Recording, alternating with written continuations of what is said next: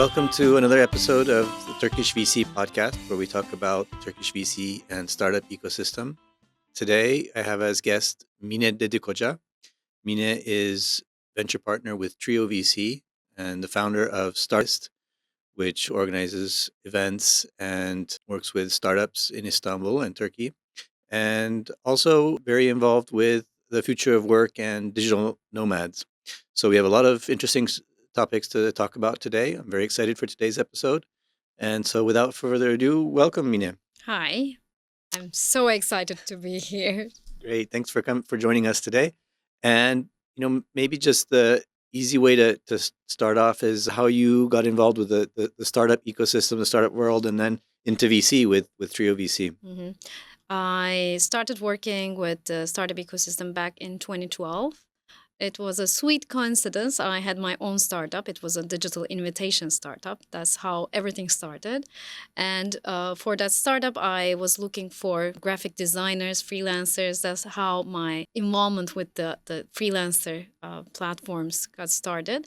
And then I became part of the Upwork team. It was called Elance back then.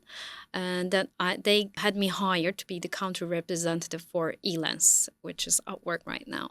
So, and I was the startup mobilizer, which meant I was doing events for startups, trying to create more awareness about how to use freelancers, how to create their MVPs through Upwork, through those freelancer platforms. That's how I started doing events for startups. And that was the time when I started Startist. And we were doing events. And back in 2012, maybe you remember, there weren't many of those events and things happening in this world. So I was one of the pioneers doing that. Do you miss those days, or thank do. goodness that now the ecosystem has grown? There's something fun about being the pioneer, right? Yeah, I guess. because those were the times where people were really excited and enthusiastic about learning more. Now it's so much scattered that people are now tired. They're overwhelmed by the number of events and everything happening. So back in those days, people were coming with that enthusiasm, and they were really involved, and the room would be packed. The physical events were really trending. So I kind of missed that part, but now it's more mature. Because back in those days, I remember Upwork asking me to find a co-working space, and there was only one co-working space in Istanbul, which was Yazane. I'm not sure if anyone remembers Yazane. They're not there anymore. But we didn't have any Workingtons, collective houses, nothing was there. So I was right at there, at that point where everything was just flourishing. Mm-hmm. It's great to be at the start. And I think the Turkish ecosystem is still kind of, in general, is still that way. That's something that's really exciting and fun about the Turkish ecosystem, and why I think these episodes are fun is we're watching it evolve in real time, and it still has a long way to go. And it's kind of fun to be in the early days. So my story began like that, and it has evolved to be both in the future of work and the startup world. Startup is my passion. I'm a startup founder. I'm also supporting startups. I became a lean canvas trainer, so I started doing startup weekends. First, I was sponsoring them when I was the country representative. The first Seed Stars World, when it came to Istanbul, I was one of the sponsors. So I was doing lots of things for the ecosystem. Then I became the country partner for the Global Startup Awards back in 2018. That also added more impactful activities to my portfolio. So you're really sort of in the heart of the ecosystem in Istanbul, all these events, the awards, we'll talk about those. But so it totally makes sense that Didem, Chidem, and Arzu, they found you and they pulled you along into Treeo VC. How did you meet up with them? Have you known them for a long time? Yeah, Chidem and Didem, I know them for a long time. Didem was the head of Endeavor Turkey. That's how I know her. With Chidem, as I was saying, the Sea Stars World, and the startup weekends, we were doing them by Starters Hub. So Chidem Toraman, she was the head of Starters Hub, one of the first accelerators or incubators. We were collaborating, so she knew me from those times. And when I was doing the Global Startup Awards Grand Finale this year, She just dropped me a message on LinkedIn, and I was like checking my phone, and I just right away called her, and it was like such a nice surprise. So, and she became one of the panelists at the investor meetup, and then after the event, she said, "Why don't we meet over coffee?" And that's how we discussed about me being a venture partner about for Tree VC, because they're all in the States and they are sharing their times. Didem and Chidem, they're sharing their times between Istanbul and the US, but they're majorly in the US. So it was like a perfect timing and a perfect fit, them being three GPs and me being the fourth female in the VC. And I think now it has been several months and we are in such a good vibe now growing the fund. And Trio VC is fairly new. Tell me a little bit about Trio VC. What do you invest in? It started as a passion project of three women. That's what makes my heart beat as well. We have our individual LPs and also the enterprises. Originally, it was to fund the Turkish founders and operating in the United States. So one of our mandates is that you have to have an office, you have to have some kind of a liaison office or operations in the US, and you had to be a Turkish founder. But now we expanded to support the immigrants, and we valued that power of the immigrants. So now we are backing the immigrant-founded startups in the US. And the beauty about this is because you usually are an investor, you're just like investing in startups. But what we do is we're also providing the market expertise. One of the reasons why startups fail when they go to a new market is that they don't know much about the market dynamics, or they don't have the enough resources. So what we provide to these startups is not only we invest in them, but we are also giving that extra expertise, the know-how about the market. That's your value add. And in terms of vertical, I see you have a growing portfolio up to around 10, maybe a little bit less. You have Claros, which is in hydroponic growing food, and anything from that to AI, quite a few AI startups. We now have Rankai, we have 3V, we have Blue Dot, which is electronic vehicle. So mobility. It's quite diverse, but quite a bit AI focused. Our focus is now has been on AI, like every other fund, but it's really diverse. So we are going after, of course, scalability, technology, but we are also looking at the team. Team is super important for us. So our founders, we always have the chance to meet the founders and see their passion and present them to our LPs. And we have the LP meetings where we introduce the founders, the founding team, to our LPs. So that is not only about the investment, but like our LPs are also interested in supporting the founders with whatever they need. So the team is really important for us. We are giving that human touch. I think that's what makes Trio VC. I see you have at least one woman founder that startup before Sunset. And Blue Dot too. Blue Dot as well. I know that. They have a female co-founder. They talk about that in VC, that one of the issues is smaller percentage of women VCs, and because of that, and because VCs will tend to invest in people they know or people who are like them, that's one of the reasons why women founders get less investment. Do you have a kind of direct empirical sense that as women VCs, you're better at evaluating women founders? So that was one of the reasons why I joined Trio VC, because you don't see this happening in the VC world. Like three GPs starting a fund, being women in the technology area is something unique. And that's why we want to bring that perspective on the table. Our LPs is again diverse. We have more than 30% on the individuals, female LPs. So that's a start. We are also seeking those people, those women who are supporting the ecosystem. So it's not only the founders that we're supporting, but on the LP side as well, we are involving them more into this world, because the number of VCs in the VC world is not as much. Like we don't have so many women VCs either. So on that side, we are also supporting that cause. Trio VC, it seems to be going quite fast. The portfolio is growing quite quickly. Do you have a number, how many investments you'll be making? Is it, sort of lots of small tickets? So we now at the moment we are going steady. We recently invested into 2 more startups, and we will be investing in more. Chidam is always attending those events. She recently attended the Y Combinator event where we selected 2 startups that we invested in. So we are always, of course, open. Now I will be in Vegas, and we recently announced that. So we are always meeting with new founders, trying to find those opportunities. And as we do, we're always going to be finding those new opportunities to So fund. you'll still have it's still in the early phases of the fund, so you'll still have a few more years of investing. So quite a few more deals to do before you move into the kind of the supporting phase. But it's going really fast, by the way. Yeah. We invested in 3V, let's say in August. Back in August, it was the seed fund. Now it's like the expansion, the growth of 3V is amazing. So like all these startups, they are really like doing great, and that's also something I think we have this gut feeling, and we can sense that success and the growth potential. So that's what makes us unique as well.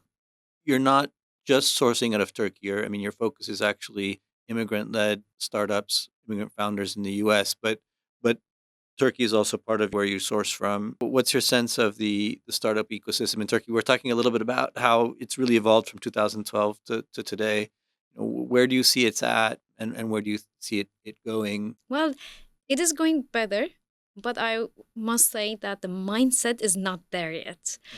When the startup founders are founding their startups, they're even not picking international names for their brands. They're going for the Turkish names. So that shows that the mindset is not there yet.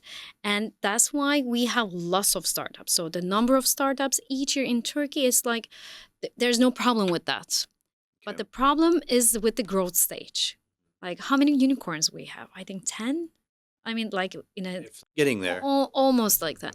So, like in an ecosystem as big as Turkey, where we have so many startups, the growth stage, that's the where they are going over that is really low, and that's because of the funds too. Of course, the size of the funds in Turkey is limited, so they are always seeking for international funds. They go to other regions to get funded, but at the same time, the go-to-market, that's why I was like underlining the importance of what we are offering to these startups, because the go-to-market scares people, especially in the US market, because it's totally a different market.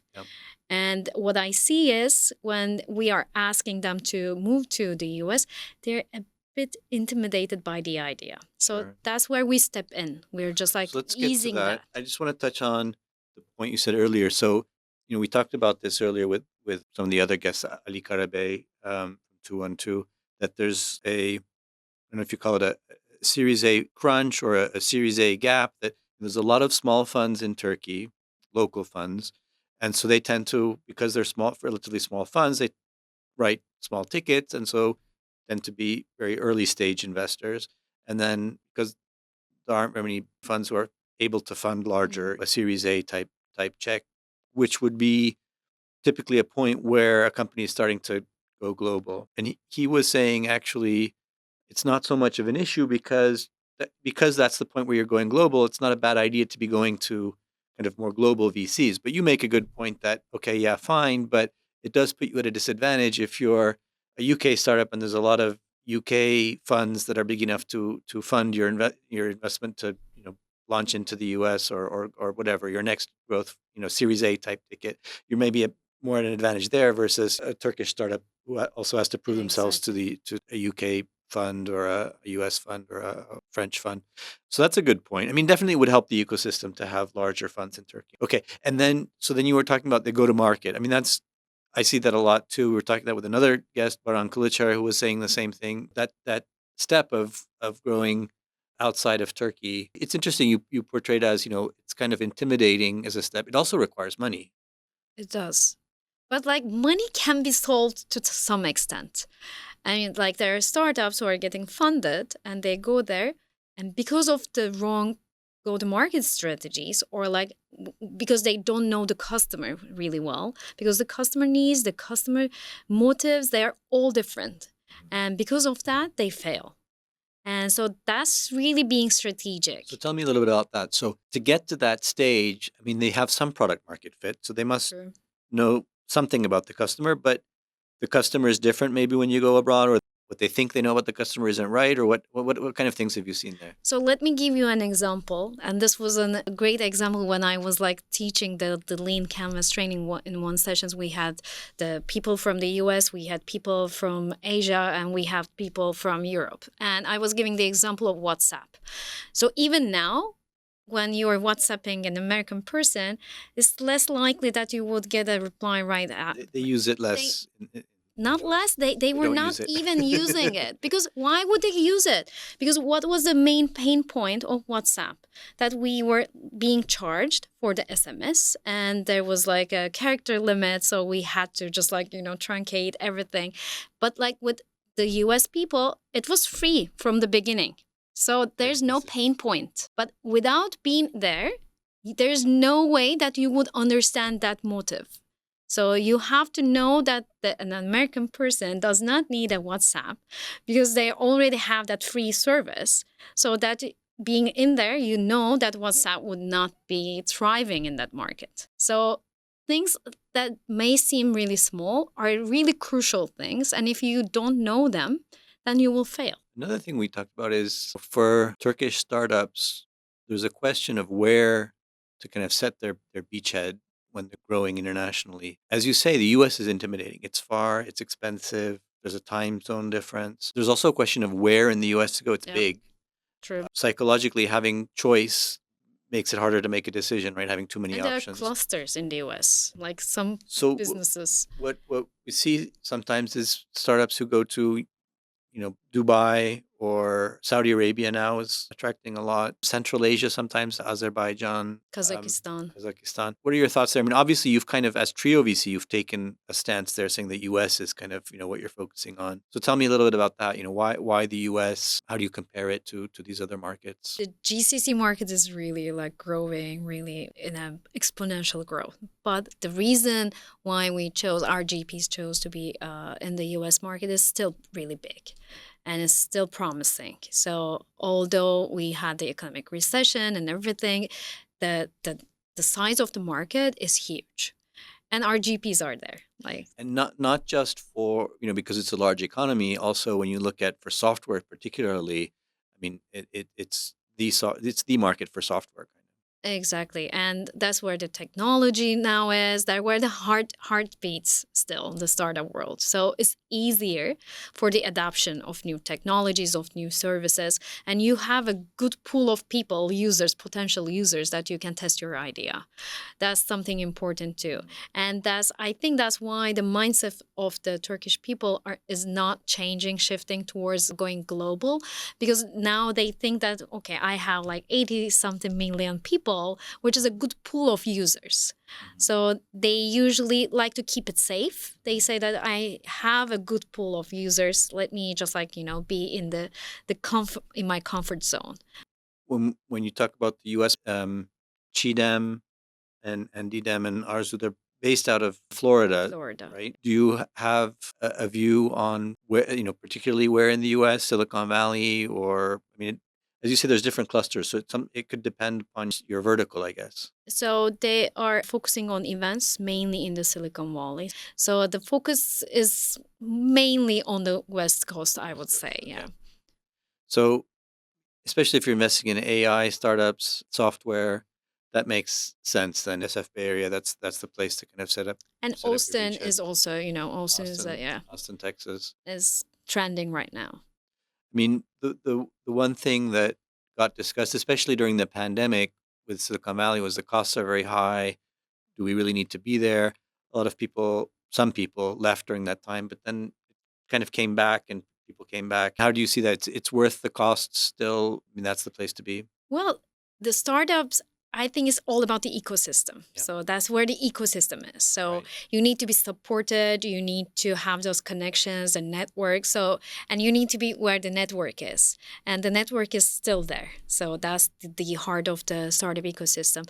But that also brings the discussion about the talent mobility, because the reason why people were moving away was because of both the commute, the cost of living.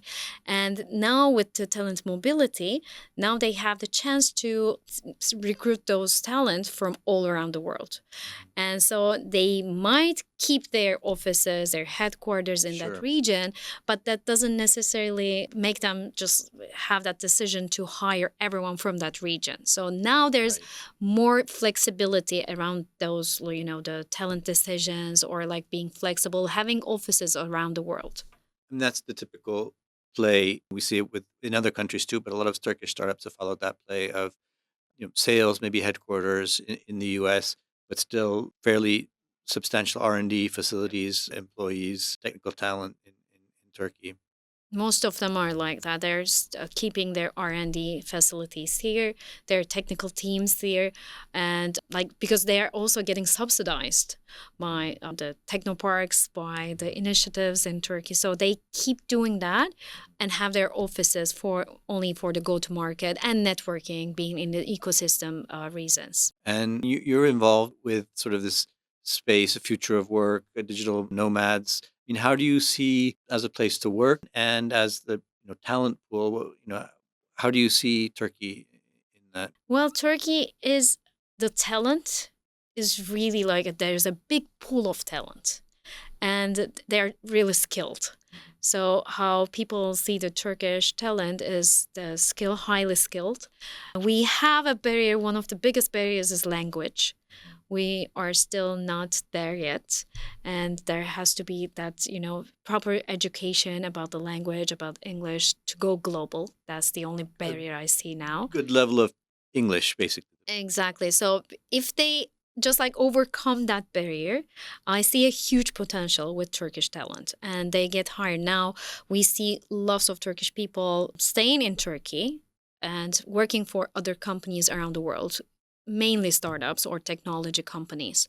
And I like to call that we are not brain draining, but we're brain exporting. So to export those brains, we need more supports for those people, and we need to just like educate them on the communication skills, on English proficiency.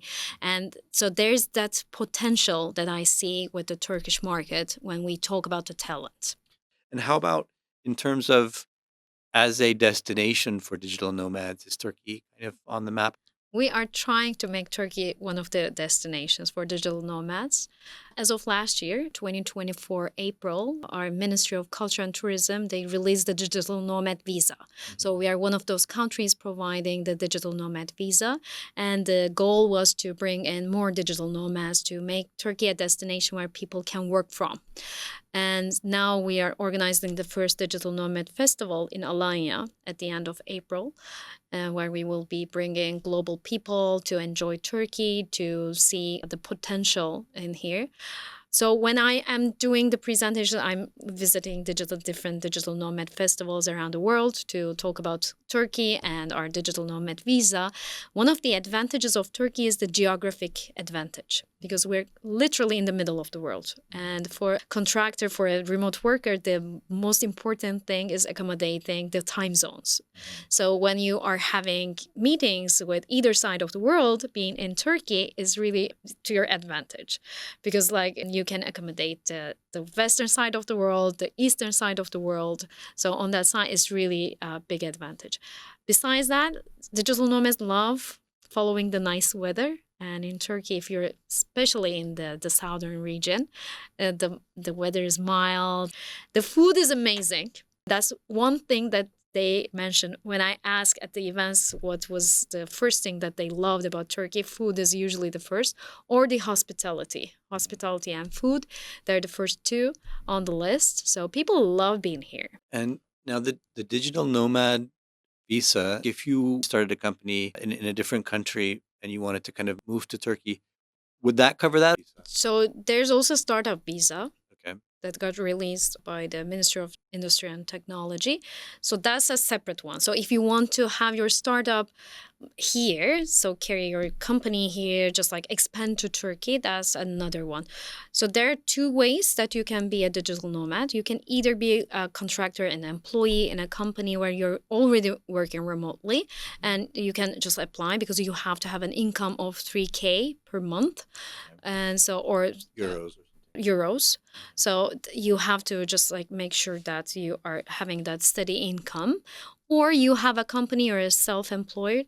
And if you're self-employed, you can just like, mention that you have a company or a solopreneur or you have a startup, and you again file that and to apply for it. How long does the process take? Is it Depends. It really depends on your situation, your conditions. Usually, I would say like in a month, you get the decision. that's super fast? So you kind of have a third hat you wear, which is this Global Startup Awards, if I get it right. Yep. You have different, country, regional awards, but the global award ceremony was here in Istanbul Istanbul. in September. So that was my dream come true. When I brought the grand finale, that was like a dream that I had so long. Since the first day that I became their country partner, I became the country partner of Global Startup Awards back in 2018. And we did our first country finals in 2019. Global Startup Awards was founded in 2012, so they've been around for the last 13 years. They started out of Nordics, and they are now really strong in Nordics, but then they expanded to Europe, other regions. As of this year, this season, it expanded to 19 different regions. So we're all around the world. We're covering the whole globe. And the beauty of the recognition program is not only recognizing the startups, but all the ecosystem stakeholders. It has the Ecosystem Hero of the Year award. It has the diversity role model where we are recognizing the women, the female founders. And we have the best VC, best accelerator. Tech Istanbul actually was the global winner for the accelerator last year. It's a unique program because it's run by the municipality. Who were some of the other winners? We had someone from Myanmar, and we had Startup? a female supporting female talents startup. We had the co-working space from Uganda, best VC, the most ventures from Kazakhstan. Kazakhstan is really growing their investments in VC. There was news recently about a $1 billion being earmarked for investment. It's an interesting market. So they're really now they have a high appetite for the startup ecosystem. They are really growing, and the VCs, they are looking for startups that they can invest in. The technology, it's just like the GCC market. So they just found about this. They have a huge appetite for that. They have the resources, the money, the capital, and they are like looking for the right startups to invest in. So I think we will be seeing more startups coming from those regions as well, because now they have the resources, but they want to put it into a good use and create their own startup ecosystem as well. The path forward for a lot of economies that want to diversify. We're seeing that a lot, as you say, in the GCC as well. Saudi Arabia also investing a lot in technology. So it's exciting to see the venture capital kind of approach expanding throughout the world, not just Silicon Valley. It's spread throughout the US, throughout Europe, and now beyond Europe as well. Some quick fire questions. So first is just, if there's one thing you could change about the Turkish startup ecosystem, what would it be? The size of the funds. If we had more opportunities, more funds supporting these startups, I think we would have more unicorns, definitely, because we have the talent, we have the capability. When I compare it to other startups around the world, I think we could easily be there. Okay, so a message to any Turkish VCs listening: raise larger funds, and then anybody else who's thinking about raising a fund, go ahead and raise a fund. But so specifically, it's not just more funds; it's funds that are larger, right? Yeah, in size. So raise larger funds. Because we have, I think, enough number of funds. It's not about the quantity, but I think it's about the size. So if we have larger funds, and the follow-ons are also going to be much easier. I think we'll be getting there. I think, we were talking at the beginning of the episode, 2012, the earliest fund starting around then, and that's 10 years. And so, they're on to fund 2 or 3, and then each fund gets a little bit bigger. It takes at least till fund 3 or 4 till you start getting sort Exactly. of larger And commitments. unfortunately, we had this economic recession and the Mhm. high interest rates. So it's not the best time for the potential LPs to put their money into the Right. more risky investments. So Right. that's kind of have been the problem over the last couple of years as well. So I understand how it's going. Right. But if I had a magic wand, I Right. would just like to, Larger fund. yeah. Okay. What's a failure that you could talk about? Something that went wrong? Because, part of the VC mindset, it's not just that you accept that maybe 80% of your portfolio kind of doesn't hit it big, but if you're not hitting that kind of a rate, then it means that you're probably not investing taking enough risky bets. My first startup was a failure, and I am so grateful for that failure. It was called Davet Postası, that digital invitation website, and I had a couple of failures and wrong decisions that I am now telling the founders not to do.